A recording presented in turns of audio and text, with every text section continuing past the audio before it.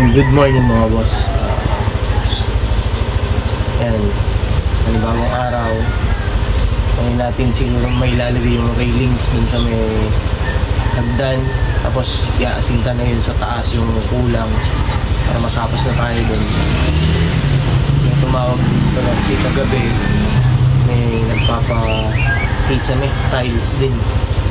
Tapos baka sila Tito Alan pag nagkasundo kami nung nagpapagawa ngayon dito sa Pampanga, siya muna ulit yung iiwan ko doon para i-tiles key at saka yung double wall.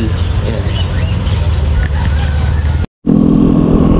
Dito sa lugar na to yung pinakamaraming bilihan ng bakal. Eto yung yan, ano yan, pabrika siya ng gawaan ng bakal. Dito sa diretsong daan na to, dito pinakamarami bakal, tubular, rebars, or kahit na anong klaseng bakal, pati yero meron din sila. Dito rin yung pinagpagawaan natin nung lona nung tent ni Tito Jimmy. Yan, dito rin sa way na to. Yan, dyan kami nagpagawa. Dyan sa Francis Maglolona. Ayan. Kaya medyo mura sa kanila yung swimming pool, dahil sa pinagkukunan nila ng bakal, kilala rin sila.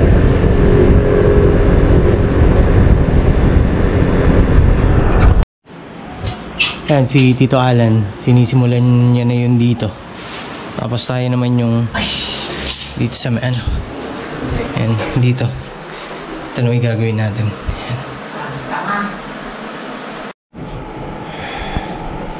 Ayan mga boss, nailagay na natin siya, na-fix na dito.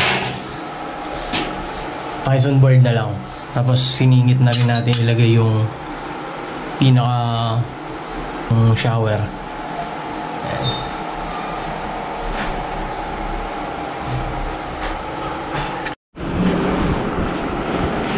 Ito pala yung pinapalagay nilang railings para dito sa may hagdan. Kaya lang bitin siya, kulang siya simula dun hanggang dun sa taas. Gagawin natin, pabili tayong materyales, puputulan, dudugtungan na lang natin para mabuo yung dito sa hagdan natin.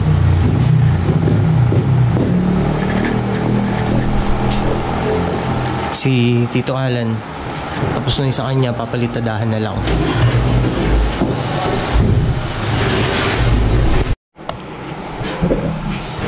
Ayan na boss, ganyan ilalagay natin dito hanggang sa taas.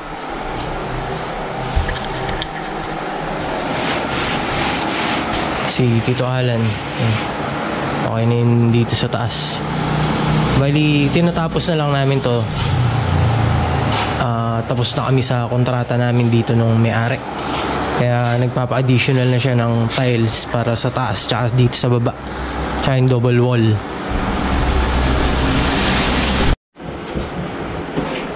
Ayan, hanggang ngayon wala pa yung pandudugtong sana natin dito sa pinakagabay ng hagdan. Ayan, wala nang magawa si Tito Alan, kaya medyo nagpapalinis na ako ng konti. Tapos mga retouch na konti sa labas.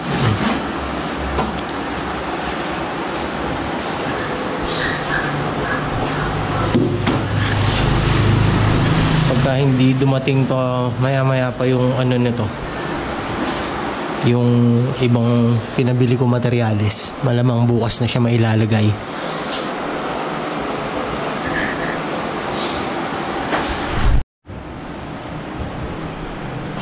Ayan, nakatago na yung PVC dito. Kung gusto nyo ang i-tiles, ita-tiles na lang. Pagka gusto pintura lang, pwede naman pinturahan lang din. Tapos ilalagay na muna yung shower dito.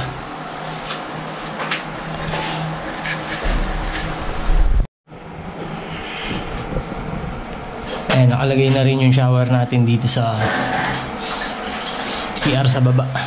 Si Tito Alan, gigrind nyo yung mga sa electrical natin, yung switch, mga outlet.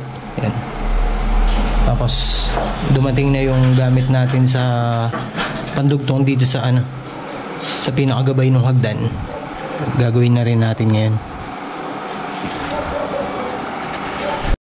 Pwede yan. Ayun mga boss, naputol na natin yung pandugtong natin dito sa pinakagabay ng hagdan, railings ng hagdan natin.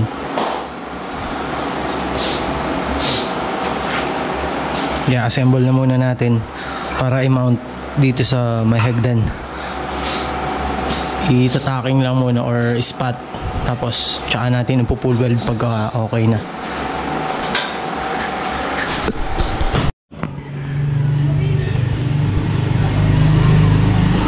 Ayan yung railings natin mga boss. Nadugtungan na natin dito gawi.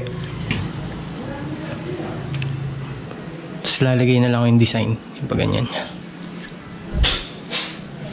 Tapos yung dito. Ayan. Meron pang pa ganyan dyan yan. Tapos yun, yung sobra, magagamit dito yan sa double wall.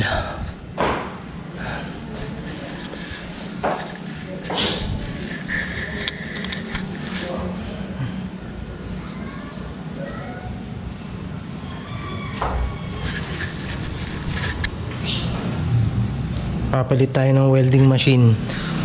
Masyadong malakas yung welding na nandito.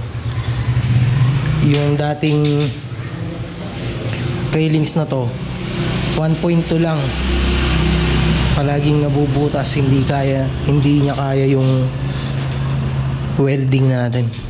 Kahit hinaan mo siya, nabubutas pa rin. Kasi medyo maganda yung takbo ng kuryente rito, malakas. Nangangabutas lang. Ayan. Papalit tayo, dadalhin natin yung maliit na welding machine, yung ginamit ko kay Tito Jimmy.